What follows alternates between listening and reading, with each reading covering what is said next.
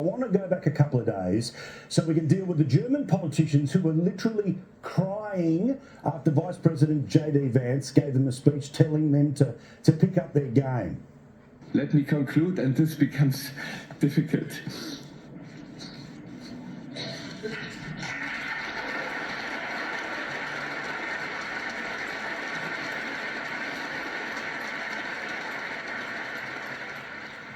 It's amazing. I wish so much I'd been in the audience as a member of the press where I could have just said, "Excuse me, sir, on behalf of the world, where are your balls?"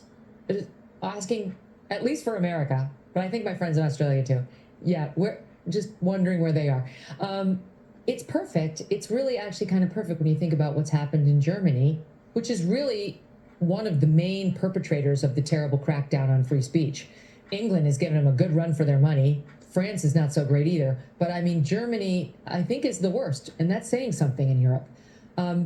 Where, yeah, they used to be known as like these hardcore authoritarian people. And now it's, if you insult a politician, you can be arrested. An insult.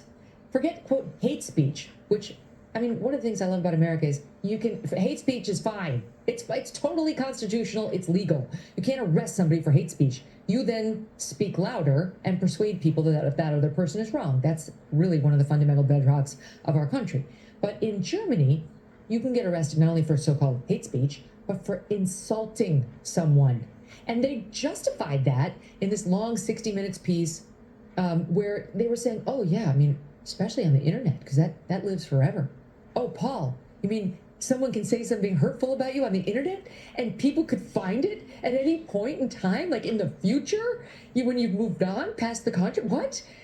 Would you grow a pair? Like, of course they're crying over Elon and his tough talk. Of course, that's what they're doing when they read insults about themselves online. That's what they're doing when they used to read Compact Magazine, which they closed because it was too in support of the party that wants to crack down on the border issue. It's like the kid who covers his ears and he's like, I can't hear it. And it's like, no, you will hear me. No more ice cream. So the tears are the perfect metaphor for what's happening in that country. Now, we're both of an era when the Oscars used to mean something because it was sort of one of those big showbiz events, and the Saturday Night Live 50-year reunion was sort of the closest thing to an award show. But then rather than just celebrating a TV show that you may have liked or loved or not really cared about for much of the past 50 years, they decided to very overtly do a screw you to half the country. Tom Hanks was involved in a skit where he just mocked MAGA voters. And I couldn't help but think, why? You know what it reminded me of? I used to do a lot of stories on domestic violence, and I got to know a lot about how it works. And it reminded me of an abuser who goes back to a woman and puts on the mask. I'm charming. I'm totally loving. I will never hurt you. You can trust me. I get you. We're together. We're a partnership. But then as soon as the woman does something, could be anything, to set him off, the veil comes down and you realize this has been someone pretending. This whole thing that's been wooing me in has been an act. And oh my God, I was almost fooled. Thank God I saw the moment of reality. That's what that thing was to me, because Saturday Night Live hates conservatives. NBC hates conservatives. They've been doing programming that is anti-conservative, anti-Trump, pro-leftist causes in the open now for 12 years and beyond. I mean, I haven't really watched it with a political eye longer than that. And that on Sunday night, they tried to reel us in by just doing regular comedy that could appeal to anybody. Like, see, we're so fun. We've got all these big stars, so we're towing the line, and we're going to make everybody love us, and you can trust us. We're not going to be too political. We're going to be the kind of product that everyone can consume. And then the veil slipped. And it slipped because that's who they really are. And no one there thought there'd be a problem with that skit with Tom Hanks. No one said, oh God, is this beyond? Like, should we not?